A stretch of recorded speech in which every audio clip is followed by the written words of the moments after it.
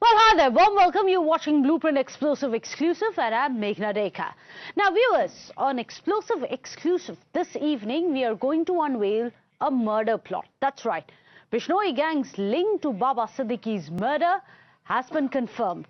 We have some exclusive inputs on all the planning that went into the cold-blooded murder of NCP leader Baba Siddique and why Salman Khan getting so many death threats. But it's no less than a crime thriller. He was shot dead on 12th of October by three assailants outside his son MLA Zishan Siddique's office building in Bandra. First, there has been a big breakthrough. All the three assailants have been arrested. Now, the main suspect, Shiv Kumar, he has admitted to this crime as well. He has confessed to assassinating Baba Siddique following orders from the Bishnoi gang. The Bishnoi gang link to Siddique's murder, remember, has been confirmed. The hit order given by Lawrence's brother Anmol Bishnoi has also now been confirmed. Sources have told Times Now about the murder motive could be the possible link and proximity of Baba Siddique to none other than Bollywood star Salman Khan. Well, we have learned that the accused recce'd the spot 24 times before the murder. The shooters were promised 10 lakh rupees as supari and a monthly allowance after that to kill Baba Siddique. This is, however, not all. Now, Shiva Kumar, he's also detailed just how he contacted the Bishnoi gang. Kumar ran a scrap shop in Pune and his shop was beside that of Shubham Lonkar, who's another one of the accused in the case and is currently on the run.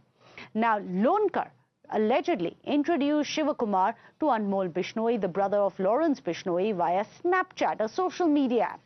Now, this is when Shivakumar was allegedly hired for the contract killing, who later admitted to the crime on instructions of Anmol Bishnoi. So, Shubham Lonkar and Mohammad Yasin Akhtar reportedly provided the weapons as well as the mobile phones for the murder of Baba Siddique. Well, not just that. Times Now has also managed to access inside information on Shivakumar's escape route after committing the murder. On 12th of October, for more, let's go across to Priyank Tripathi, who's getting us all the details. So, Priyank, if you can just decode for us, what really was the sequence of event and what we here on Times Now can reveal to our viewers about the murder plot and the link to Salman Khan. Yes, Meghna, it was a very well-planned murder which was executed by the gang members of Lawrence Bishnoi. After staying in Pune at a warehouse, they came to Mumbai and repeatedly they did recce of Baba Siddique's movement, and they meticulously chose this date of the Shahraz, knowing the fact that it would be very much a chaotic scene there and it would be easy for them to flee after the killing. From there, when they moved from the location, they dumped their mobile phone where they were using Snapchat to contact with Anmol Bishnoi, the person who had given them task. And while they are on their move, they dispose of their handset, but time and again they were talking by borrowing phone from several other individuals. The Maharashtra crime branch got a tip-off that the suspect could be hiding in Nepal, and it was difficult for the Maharashtra ATS to enter Nepal. That's why they took assistance of the UP ATS, and you'll be shocked to know that our agencies finally infiltrated into that buffer zone where these criminals were staying in a cow shed, and they lured them and they pulled them out from Nepal, and after which the arrest was shown in India. So that's how these accused have been arrested. They were planning to flee abroad via Nepal, which was very clear thing, but before that they were arrested. All of them were assured that they will get 10 lakh rupee each for this killing, but before Shiv Kumar could flee away from Nepal, he was nabbed and pulled inside India by the UPSTF. We'll keep tracking the developments on that front. Thank you so much, Priyank, for getting us inside scoop of all these various angles which pieces together this murder most foul. Now, let me go across to Dr. Vikram Singh, who's joining us, former DGP of Uttar Pradesh. PK Jain, a former additional DGP of Maharashtra, is also here on the show with us. Dr. Vikram Singh, I'm going to come to you first. The fact that 24 times a recce was carried out, I'll go across later to Mr. PK Jain about how a hit in the first place was ordered out of the jail, the Sabarmati High Security Jail. But Dr. Vikram Singh, so much activity happening in this area ahead of elections, 24 recce's done, but no one knew. Where does the lapse lie? What was the state intelligence doing at the time? Good evening, Meghna and Mr. PK Jain. I would say that 24 recce's is absolutely astonishing a number. But you may say that subsequently, it is a classic example of professional policing that in spite of all the smartness of the crook, that he abandoned and gave up all his mobile phones and weapons and went right up to the Indo-Nepal border in Bahraj, yet he was nabbed during the disturbances of Bahraj. But yes, to your first question, the 24 recce's, a suspicious movement, I do hope, but you know that Mumbai itself, the numbers are absolutely astonishing. The numbers are absolutely unbelievable. And to find out if some person has moved 24 times in a span, maybe even if it is in less than 5 days, I don't think it is easy. Yes, we have the technology, and I would say suspicious activity reporting system, and we have smart AI-enabled CCTVs that do tell us if there is a repetitive movement or there is any red flag, that suspicious movement, that can be done. But it is easier said than I can sit in the comfort of my air-conditioned office and lecture learnedly. But the ground reality is very different because the PSIs, the inspectors who are doing it, it is an uphill task. But at the end of the day, the very fact that unveiled Bishnoi, who ordered this assassination, and the main killer has been arrested, as also the recovery of weapons, I would say that the Mumbai police has done a fantastic job, because there during the disturbances, 24 hours, to be in hiding in the middle of nowhere in Bahraj and to get the prime accused, also I would say I would compliment the investigating agencies. I would not fault them for not being able to trace the 24 suspicious movement. I'm sure all of us have been to Mumbai many times, and I know it is an absolute impossibility to identify because the huge and the abnormal numbers.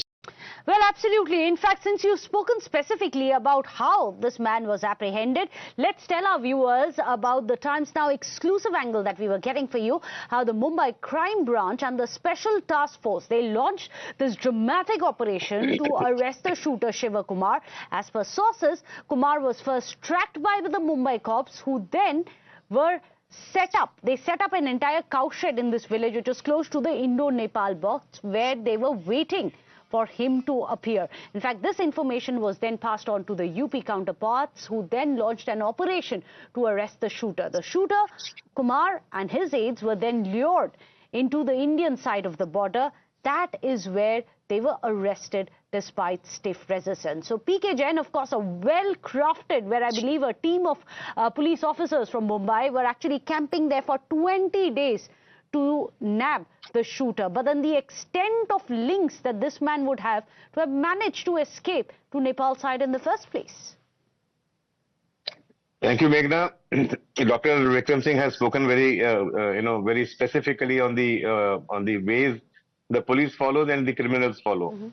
In this case, I was very, very hopeful that these people would be eventually caught. This thread would be established, for the simple reason that once the specific teams with their technical intelligence and their human intelligence, they start investigating in right earnestness, the cases are bound to be solved. In this case, it has happened. But we are yet a long way to go. I mean, hats off to the Mumbai police, who have tracked the main criminal who was provided the weapons and all that. But now the two handlers of his, plus now reaching the threads, taking the threads to Lawrence Bishnoi and unveiled Bishnoi would be an uphill task for the Mumbai police. So the battle is still half won, I would say. We have made a very positive progress, but it is yet to be taken to its logical conclusion, where you can pin down the main perpetrator and the conspirator. So I would say that the police have done a fairly good job. Now, as far as 24 recce's are concerned, see, in a place like Mumbai, where you have people, the number of people that you see on the roads in the evening is humongous. And apparently, when a gang gets involved in a shooting like this, it is bound to happen that they would recce the place, they would follow the person, see his routine, and try to find where the chinks in the security are. And that is what they did. They chose a day on which there would be a lot of crackers, people would be busy in their own celebrations, etc. And their firing, sound of their firing would be camouflaged by the crackers outside. So all this was very planned in detail. Yet, the persons who were selected, they were eventually working in a Bhangarka store, and so the finesse, the last point finesse was not there in their operation. That is how they've been caught also. So and the mail sent by Shubhu Lonkar was another pointer in that direction. So I think police was on the right track. They've been able to achieve a lot. But I think they are yet to achieve a lot because the main perpetrator and the conspirator have yet to be nailed. Absolutely. So the main perpetrator, the man who ordered the hit, as per the shooter, is none other than Lawrence Bishnoi, someone who is currently in the Sabarmati high security prison. How did that happen? We'll just come back and discuss this. But just to take forward what Mr. P.K. Jain was also saying, there was also use of technology. There were emails and also the use of certain chat apps which were used to coordinate. This is what STF Uttar Pradesh एवं crime branch Mumbai द्वारा मुंबई के बाबा सिद्दीकी हत्याकांड के मुख्य shooter Shiv Kumar Gautam उर्फ शिवा सहित 4 अन्य अभियुक्त अनुराग कश्यप, ज्ञान प्रकाश त्रिपाठी, आकाश श्रीवास्तव एवं अखिलेंद्र प्रताप सिंह को जनपद बहराइच के नानपारा क्षेत्र से गिरफ्तार किया गया है। अभियुक्तों से पूछताछ व अभिसूचना संकलन से ज्ञात हुआ कि मुख्य शूटर शिव कुमार एवं पूर्व में गिरफ्तार शूटर धर्मराज कश्यप एक ही गांव के निवासी हैं। शुभम लोनकर, जो इनके दुकान के पास स्क्रैप की दुकान करता है, के माध्यम से स्नैपचैट पर अनमोल बिश्नोई से बात हुई। स्नैपचैट पर लॉरेंस बिश्नोई के भाई अनमोल बिश्नोई से वार्ता के दौरान बाबा सिद्दीकी की हत्या की योजना बनाई गई थी। So let me go across to Dr. Vikram Jain. It's interesting. The use of technology by all of them is a boon as well as a bane. Boon because it helped them coordinate. Bane because that has worked also, tipped off the police for their whereabouts and eventually managing to trace the killers. Meghna, is a double-edged weapon. It has worked for the desperados. It has worked for the police also. Like any technology, any arms and ammunition, they are bound to be traces, and any skillful investigating agency is likely to get to the bottom of that.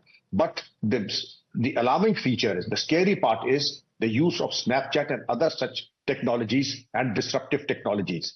Now, Snapchat is one thing that perhaps even the most literate and IT-enabled police officers perhaps would not be very familiar with this technology. And the desperados, and if the underworld is familiar, it is a cause of concern for the law enforcement agencies. They had better upgrade their skills investigating and other IT skills as well, because to get to the bottom of this, you not only have to be a skillful investigator looking at the raw evidence, but also the IT evidence for which you have to be trained and upgrade your skills. And that is where the problem arises. But I think Mumbai police and the Indian police are equal to the task.